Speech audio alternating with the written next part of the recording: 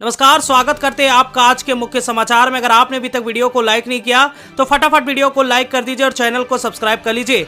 तो सबसे पहली बड़ी खबर की बात करें तो अखिलेश यादव ने एक बार फिर से उठाया ईवीएम का मुद्दा। मोदी पर साधा निशाना, कहा नरेंद्र मोदी को अमेरिका जापान से सीखने की बताई है जरूरत। वही दूसरी बड़ी खबर में जिक्र होगा, अलीगढ़ में हैरान करने वाला मामला सामने आया।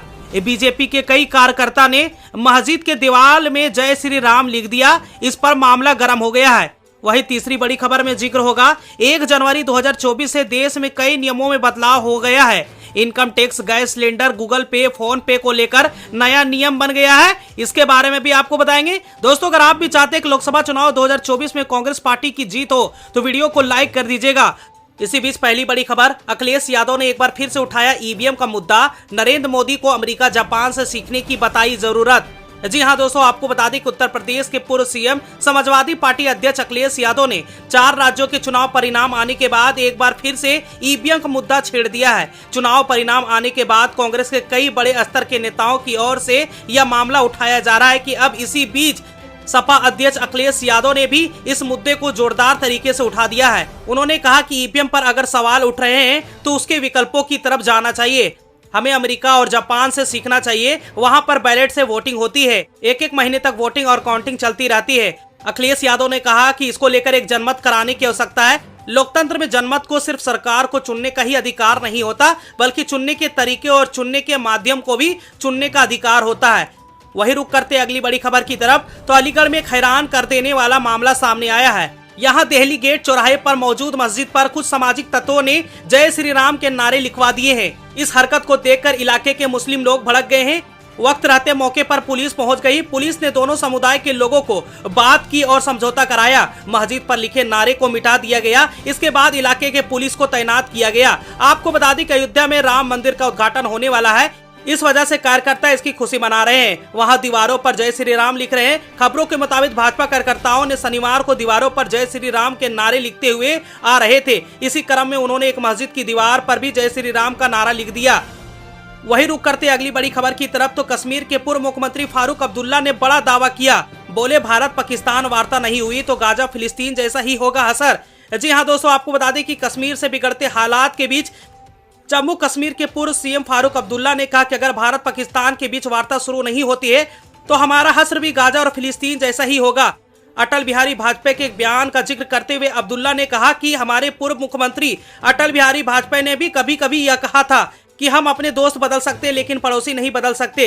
अगर हम अपने पड़ोसी से अच्छे संबंध रखते हैं तो साथ ही प्रगति करेंगे। अब्दुल्ला ने आगे कहा कि पीएम मोदी भी मानते हैं युद्ध आज के जमाने में कोई विकल्प नहीं है और हर मामले की बातचीत के जरिए सुलझाया जा सकता है। उन्होंने कहा, बातचीत कहाँ है? उन्होंने कहा कि नवाज शरीफ जो पाकिस्तान के पूर्व प्रधानमंत्री है वह कह रहे कि हम भारत के साथ बात करने के लिए तैयार है, लेकिन क्या कारण है कि यह बात करने के लिए तैयार नहीं है? यदि हम बातचीत के माध्यम से कोई समाधान ढूंढते हैं तो हमारा हश्र गाजा और फिलिस्तीन जैसा ही होगा जिन पर इजराइल बमबारी कर रहा है।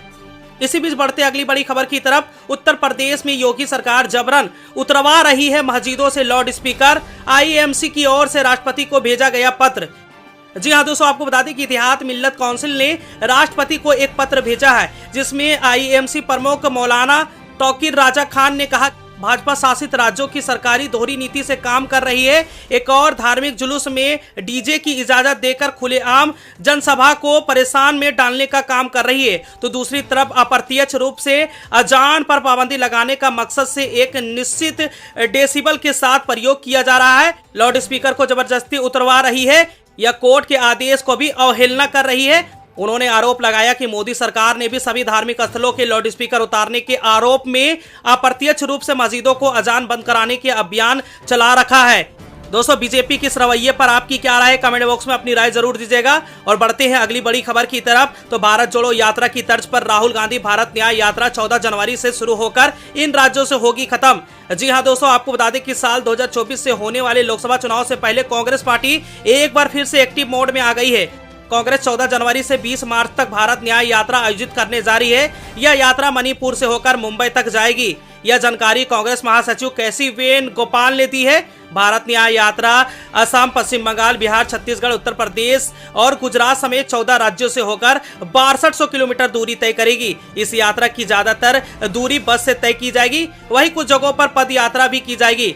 लोकसभा चुनाव को ध्यान में रखते हुए देश के उत्तर पूर्वी और पश्चिम हिस्सों को जोड़ने वाली यह यात्रा शुरू करने के लिए तैयारी पूरी कर ली है। राहुल गांधी 14 जनवरी से अपनी भारत न्याय यात्रा शुरू करेंगे, जो मणिपुर से मुंबई तक 6200 किलोमीटर तय करेगी। यह यात्रा लोकसभा चुनाव से पहले 20 मार्च को समाप्त हो जाएगी। दोस्तों, अगर आप भी चाहते हैं कि लोकसभा चुनाव में बीजेपी की हार हो जाए, कांग्रेस की जीत हो जाए, तो वीडियो को लाइक करके अपना समर्थन जरूर दीजिएगा।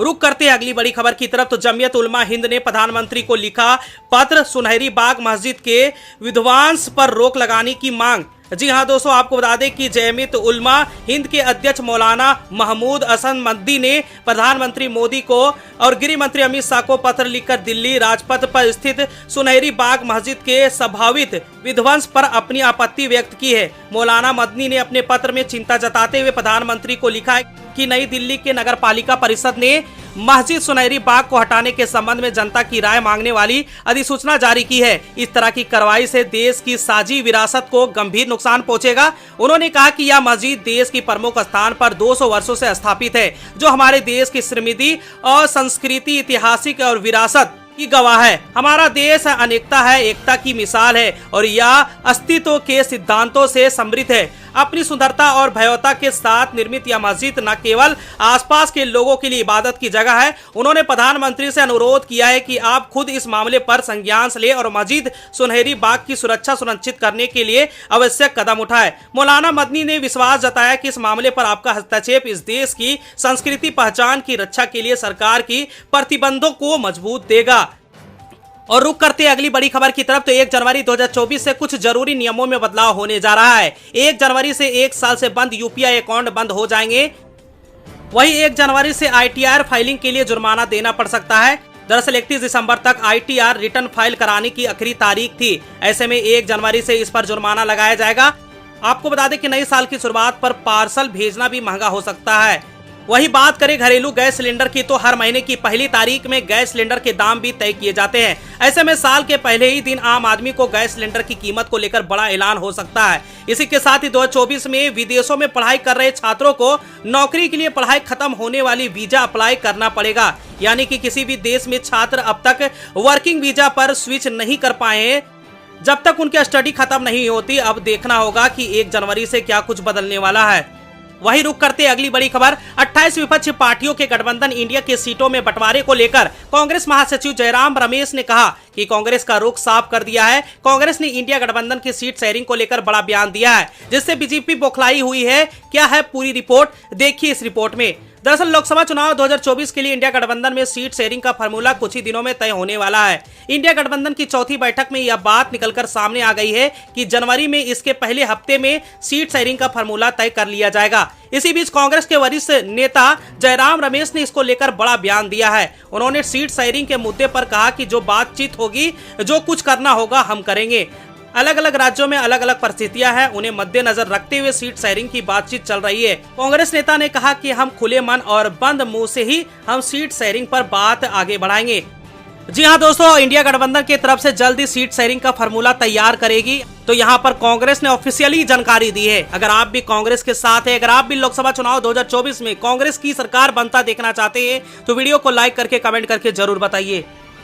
वही रुक करते अगली बड़ी खबर की तरफ। 2023 के विधानसभा चुनाव के नतीजे आने के बाद कांग्रेस ने अपनी मजबूती के लिए संगठन के कई फेरबदल किए हैं। एक और कांग्रेस ने इंडिया गठबंधन में सीटों में तालमेल पर रणनीति बनानी शुरू कर दी है, तो दूसरी ओर राज्य प्रभारी को भी बदला है। कई जगह नए कांग्रेस अध्यक्ष नियुक्ति किए गए हैं। इन सबसे कांग्रेस आने वाले लोकसभा चुनाव में अपनी पकड़ मजबूत बना रही है।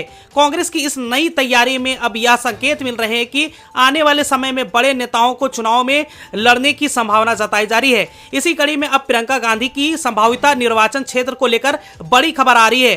कहां से चुनाव लड़ सकती है प्रियंका गांधी, देखते हैं इस रिपोर्ट में।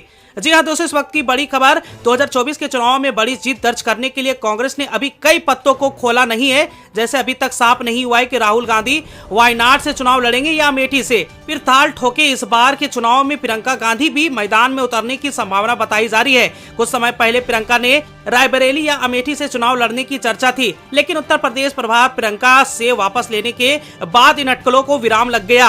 अब सियासी गलियारों में नई चर्चा की जा रही कि प्रियंका गांधी तेलंगाना में किसी सीट से चुनाव लड़ सकती है। दरअसल तेलंगाना चुनाव में प्रियंका गांधी ने कांग्रेस को जीत दिलाने के लिए काफी मेहनत की है। देश के सबसे नए राज्यों में कांग्रेस पहली बार सत्ता में आई है। ऐसे में माना जा रहा है कि लोकसभा चुनाव में तेलंगाना से गांधी चुनाव लड़ सकती है। दोस्तों, अगर आप भी चाहते हैं कि लोकसभा चुनाव 2024 में कांग्रेस की सरकार बने तो कमेंट करके जरूर बताइएगा।